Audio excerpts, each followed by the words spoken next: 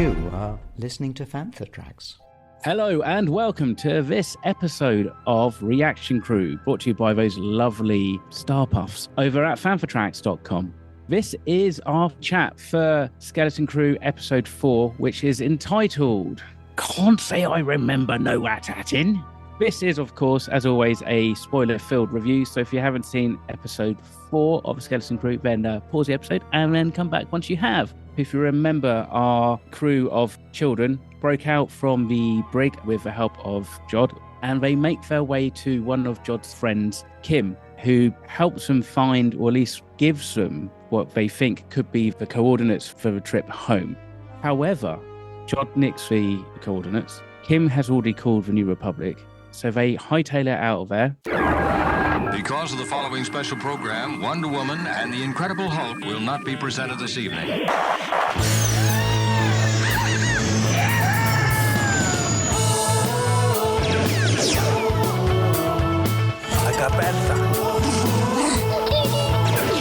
It's time to get all your Star Wars news in a single file. That doesn't sound too hard. Boom! This is Making Tracks. This is the way.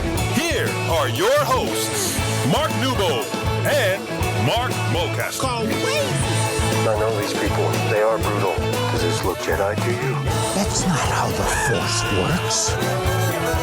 They'll never see it coming. Count me in. Misa back.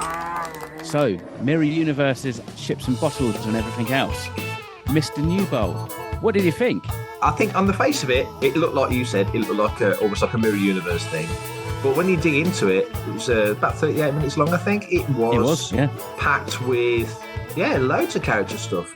Jod comes out good. SM33's been developed massively.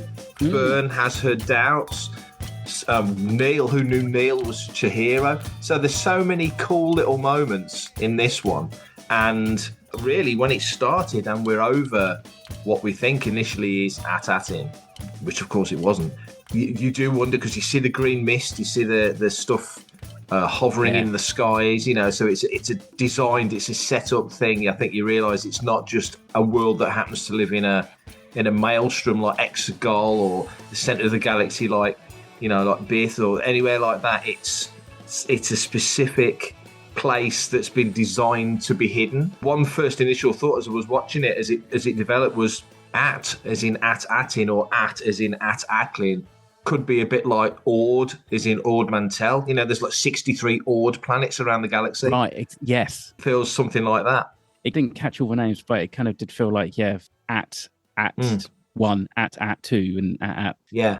I mean, it did feel like about 4 Star Trek episodes, 4 kind of like quintessential kind of like Star Trek episodes all rolled into one. Yes. It had Big that time. kind of vibe about it. It was season 3 Next Generation at points, wasn't it?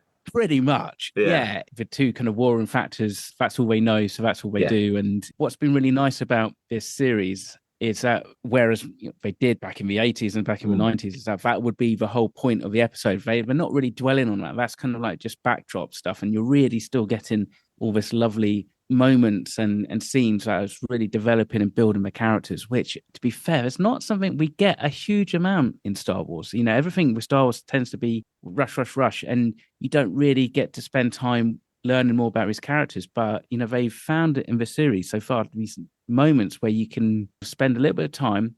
They've obviously paced the whole story and they've worked out the beats well enough that they know that they can spend that time and develop the kids, which I think is only going to be for the benefit of us, the viewers, as we get to know the characters. It felt like it was Neil's he was the focal guy. Oh, of it this totally one. was Neil's episode. Wim had moments, Fern had her moment of doubt. KB still hasn't had a defined moment yet. I mean, she has a cool moment with the blasters when she's shooting the tin cans. Yeah. It's clearly within her wheelhouse. But I think the cowardly lion element to Neil, even though that's probably the worst analogy. Well, we keep making these Wizard of Oz analogies. I think it's kind of there is something very Wizard of Oz about it, but I think it's that whole child journey out of kind of like time and stuff. He's a doughy, kind of slightly nervous kid. He hasn't really got a huge amount of self-confidence. you know, and he's a pacifist. And that's even reflected all the way back to the first episode, I think, when you see him with his family and just how loving and supportive they are. There probably isn't really any conflict. I mean, like you said, like the only time he's had a fight was when his brother nicked his protractor. And then beat him up. Yeah. Exactly. Yeah. It's not even like he stabbed him with a compass. It was just, I'm going to take a protractor. So, yeah, I sat here, watched, kind of genuinely quite moved by Neil, the character, who I think is probably one of the standout characters of his series. You know, the whole design and the execution of him in terms of like the combination of CGI and animatronics and puppetry and yada, yada, yada. Yeah. You can almost see the world through him in a lot more easier to identify kind of way than maybe some of the others. They do seem to be doing this a lot in the Disney Plus era, but they do like to find these abandoned or war-torn planets and stuff. So it is actually creating a different aesthetic from what we're used to. It's a backdrop to, well, I mean, in the last century, there's been 2 major wars and there's another one coming. It just sort of dropped the galaxy. I know, it's scary though, isn't it? This is the galaxy. So like you say, there's a lot of casualties around the galaxy, but like I say, I was surprised. I thought, wow, are we actually back at Attin? I love the twist that this isn't at Attin and that these worlds have been designed and created for a purpose. I thought for a moment, especially when we saw the creatures, I thought, are we on Naboo? The kids were speaking with EOPs, weren't they? Yeah, with the horns. And they were talking with sort of a Germanish accent, which I like, give it a bit of flavour.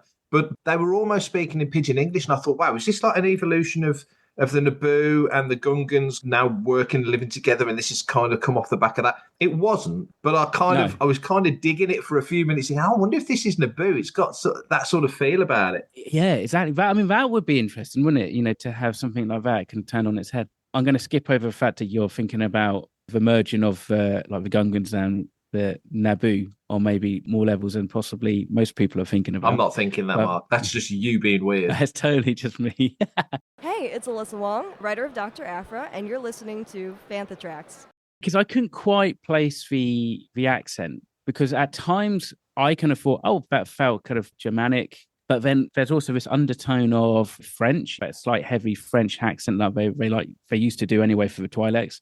Yeah. What's the character's name? Was it Haina, the young girl? Haina, yeah. I mean, the one thing that felt like it stood out to me, they all felt slightly like overdubbed, like it all been done. The accents have been done in ADR, because I think Hala Finley, the actress, is from like Kansas, Missouri. So maybe she's got a really good kind of Kansas. Come on, more Wizard of Oz. On that point, you can almost call this episode "There's No Place Like Home," because it is literally just that whole notion of the complete and utter stark contrast to At Attin. That was quite nicely done, and actually quite, again, like you say, quite interesting, because it's not At Attin is one planet that's shrouded in this green mist and stuff, but it's almost like it's a complete clone. You know, so if we go to the other 7 or 8 planets, you'd expect to find a supervisor's tower, you'd expect to find a school, which looks all exactly the same.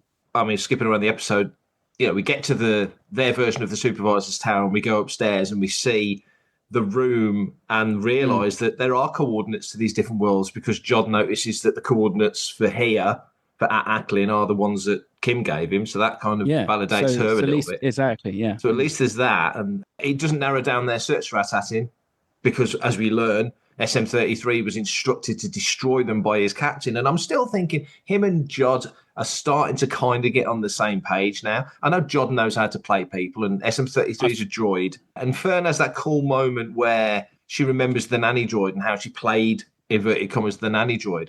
And that doesn't end well, but it totally sets up 2 really cool hero moments, if you like. SM-33 losing it and attacking Neil, tear your limbs off and all that stuff, gets quite creepy and scary with the camera right in his face. And also Jod leaping in and sort of switching him off. So that was a really cool sequence. But yeah, to see all those coordinates for all these different worlds going forward, I mean, we're halfway through the season now already, ridiculously. This is one of those shows that we should be on forever. Are we going to get there? My common sense would be that you take down and you know all the other coordinates from those other planets, and you hope that the next one you go to, or the one after that, hasn't any scribbled out. Exactly. Somebody hasn't just ripped it out. And then that's how you get home. Because once we landed on the planet and it was all like, oh, this isn't quite home and that, I was just thinking, by them passing through that barrier, have they just jumped forward in time? I thought the same. And actually, we're going to see the parents, who are trying to find their kids, but they're like 200 years or 300 years in the past. But it turns out it doesn't appear to be. So, yeah, I'm going to drop that idea anyway straight away. I tell you what was nice about this episode was actually seeing some proper coloured aliens. Which, on one hand, you know, out of context, sounds like a really bad quote from Mark Mulcaster. However, purpley Rhodians, he had like a green Ithorian, but then he had, I don't know if it was the same character who was in The Phantom Menace, who, you know, is a food vendor who's like, oh, whoopee, whoopee. He kind of looks a bit like that. So it's just nice to see kind of like actual aliens. And it kind of brings back the fact that all these planets seem to be inhabited by the same alien species, because they're the same ones that we saw on the mural and in, you know, on At Attin. Definitely made an effort to seed in a lot more classic Star Wars aliens. And I think that's something we've definitely talked about it a lot. And it's something I felt was missing from the sequel trilogy. Yeah. New designers come in, want to put their stamp on things. But for fans, if you'd have just seen a couple of Rhodians, a couple of Weequays, a couple of whatevers in the sequel trilogy, or even in the prequel trilogy, and they are in there. Let's not get it wrong. They are in there. And I know there was the quandary of, well, how do we make them still look like they did? But our techniques have moved on so much. And, you know, so there is a little bit of horse trading there. But I think if you just make sure there's just a few familiar aliens, even though there's hundreds of thousands of species out there. So really, there's no logical reason why you would be seeing them, but just to keep us, wow, look at that, cool. For everything in one location, daily news, reviews, interviews, podcasts, video, and social media feeds, bookmark FanthaTracks.com for Star Wars news 24/7, 365.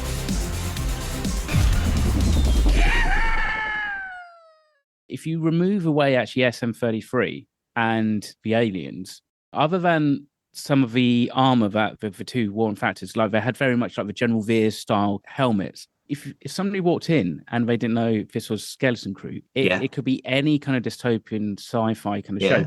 And I said this to a colleague yesterday who isn't really into Star Wars, but I said, oh, this is really cool. You're going to like this. It's not very Star Wars in the grand scheme of things. So it's probably a good jumping on point anyway.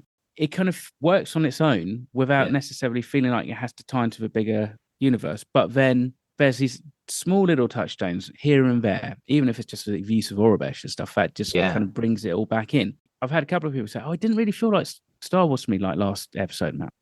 This is the whole thing. This is a massive galaxy, to your point. And so we're not always going to see the same species, and we're not always going to see the same technology, and everybody's not going to be holding like a DL-44 blaster. Yeah. But there's enough world building done now, and you'd like to hope so after 40 odd years, that can be its own thing, and it all kind of fits in. So with this episode now, what do you feel we've learned that takes us forward? Because obviously now we know At Attin, At Attin, whatever, are 2 of 9. So we know there's other worlds that are out there that potentially could be found. When Kim mentioned that the other worlds were destroyed, when she showed us the map last week, only At Attin survives. We now know that's not strictly true. When they came and destroyed, waggling the air quotes, these worlds, were they destroyed like the Death Star blows up a planet, or were they destroyed? That's what we were thinking. Were they destroyed like, let's say, the Death Star single chamber reaction on Jeddah in Rogue One? Was that the way they wiped out the planets? You know, how did they destroy these planets? Because clearly this society has survived to a degree. To a degree, but I do wonder, looking at it, if, I mean, they basically destroyed themselves by the looks of things, unless, of course, again, there was some kind of cataclysmic event, and then you're just looking at 2 warring clans of survivors. The survivors. You know, rather than kind of have an episode where there's a big reveal. But if you just seed these little kind of breadcrumbs throughout the shows, so when you do get to the big reveal, the big aha moment, it all clots into place. There's that moment with Fern, just thinking on that exact point, that she has a big moment of doubt. She's teary-eyed, and Wim has a little conversation, tries to G her up, and she's like, no, you can't just make it good. And then she does that moment with SM-33, and you think, in any other show, that'd be I'm cool, I'm still the captain, I've still got it. That actually goes bad. This show next week, I've got every faith in that when you get to the show next week, Wim will say, yeah, but you figured it out with SM-33. And Fern will be like, yeah, but he nearly killed Neil. He was going to rip us limb from limb. So there's the doubts are in there. You know, it's not just a black and white, that's the solution. That's now Fern is now our captain, no doubt. It's just adding these little layers. It's that whole thing, isn't it? Like, you know, even if you look at the recap last week, Jod, you know, he's still like, he's a bit shifty. But we're kind of seeing there's a moral compass to him. looking after the kids as much, looking out for the kids as much as he can. And again, like with SM33, because we kind of felt like, oh yeah, he's going to be the big protector droid and that's it. And that's going to be his one perspective. But that's changed. They'll take him to Babu Frick next week. That's what will happen. Because there's like a good couple million circuits. I mean, there's only a couple million circuits that need to be repaired according to KB, but what's that? That's a couple of days. This was kind of like the slight bridging episode, I think. Obviously, up until this point, it feels very much run, and they haven't really, it's always been about, we're trying to get home, and then something on this planet. For the time being, they're stuck, or they're having to do military training, and Neil has to have his heart-to-heart. So it's kind of like, it's that slight slowdown, which I think is kind of needed to push on for the next few episodes. Yeah, absolutely. And it kind of makes you think, why was At Attin the world that wasn't taken out? Because clearly now we know for the Supervisor's Tower on At Attin that those locations were known even before SM33 and his captain turned up, whoever his captain is. If his captain was Jod, then he's got a great poker face because there wasn't even a flicker. So you're thinking now maybe Jod isn't connected to SM33 in the past like we might have thought he was. Now, why is At Attin the one that didn't get leveled like At Attin was? And we don't know what we're going to find in the other worlds. Like you say, this does feel like a turning point mid-season because now we've got a defined path. They presumably, like you say, there's no point showing it. It's quite obvious. They're going to dust off those stone temples. They're going to take all the coordinates. John noticed it straight away. That's the coordinates Kim gave us. So they'll just get as many as they can. And at least now, when you get to episode 5, they can now leap out to these other, 7 worlds and start looking for them, or 6 worlds, because At Attin's location isn't there, and hopefully pick up the location of At Attin from one of those other planets. Or another clue. Yeah, exactly. Or another clue, yeah. It's kind of very Jedi Fallen Order and Jedi Survivor. It'd make a good game, wouldn't it? It would do. But at the same time, obviously the risk is if you just go to at whatever and they're all the same, that's probably not going to make for a very interesting visual for the audience. So, yeah, I'm confident they've got something up their sleeve because I think so. After the first 3 episodes being so good, so engaging, you do kind of think, oh, when's the wheels going to come off the wagon? It didn't come off this week. No, it definitely didn't. Maybe next week when they go to at Chaffin, it'll be a different thing. So, or it's like being for Cowboy At Attin. The Roman At Attin, yeah. Exactly, yeah. God, can you imagine? Hi, this is Julie Dolan, the voice of Princess Leia, and you're listening to Fantha Tracks. It's your only hope. The vibe of this episode was sweet. The character moments are really important, I think, especially for Neil. I think everyone knows that this feels like this is Neil's episode. I think so. Just going back to that last scene, actually, with the confrontation with SM33, I think that's the first time we've ever had such a big 80mm POV type shot. It looked cool. And obviously, it's one of those things, isn't it? Like, aesthetically, it's not really within the visual language of Star Wars. But now, by doing it, it is. We're probably going to get loads of those more in the next series of Ahsoka or whatever. It's that whole kind of like as if SM33 was holding the camera. But it does give it that very disjointed and slightly horror. Sam Raimi type shot, wasn't it? Very much, yes. It's fun that you can stick a couple of those in every now and again. But there was a couple of some really just beautifully composed moments with Neil, Matt, like a couple of those hero moments looked really, really good. The whole thing, like, I spray my trunk and stuff like that. all these little bits and bobs. And you alluded to it because we did talk about it on the last Making Track. The nervousness of Neil was so well performed by the animatronic, by ILM. The marriage between all of those components and the voice, Robert's voice, is just brilliant. Yeah. All of that, you could feel him just stood there like paralysed with fear, and yet he still stepped forward. So. Yeah, it's a great little moment for him. There were times that she's like, oh, bless him. I just kind of want to give him a hug. He's such a romantic, that he's stood there looking at the girl as she walks off, and then John's like, come on, we got to go, Yeah, so it's a lovely episode.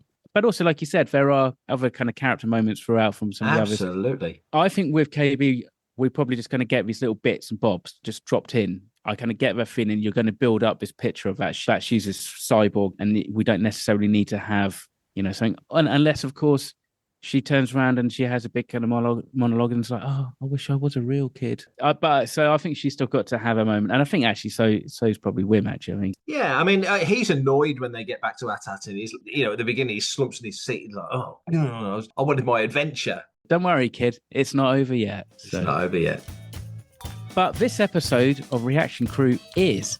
Thank you very much for listening. We will be back Christmas Day for a little chinwag about episode 5 of Skeleton Crew. If you'd like to send in a listener's question about Skeleton Crew or anything else, then Mr. Newbold can tell you how to do it. Email radio@fanthatracks.com. Head to links.fanthatracks.com for links to our social media feeds, Fantha Tracks TV and Fantha Tracks Radio. Thanks to James Semple for the Fantha Tracks intro, Blues Harvest for our Making Tracks opening music, and Mark Daniel and Vanessa Marshall for our voiceovers. New episodes drop Tuesdays and Fridays at 7 o'clock UK time. Our weekly news show, Good Morning Tatooine, goes live Sundays at 9 o'clock UK time on Facebook and YouTube. And remember, Fantha Tracks is absolutely free, so it costs nothing to stay updated on all the latest Star Wars news. Coming up next on Fantha Tracks Radio, it's Planet Leia. This time next week, you and me will be recording on Christmas Day. In between bites from my chocolate Santa. Have a nibble on Nick.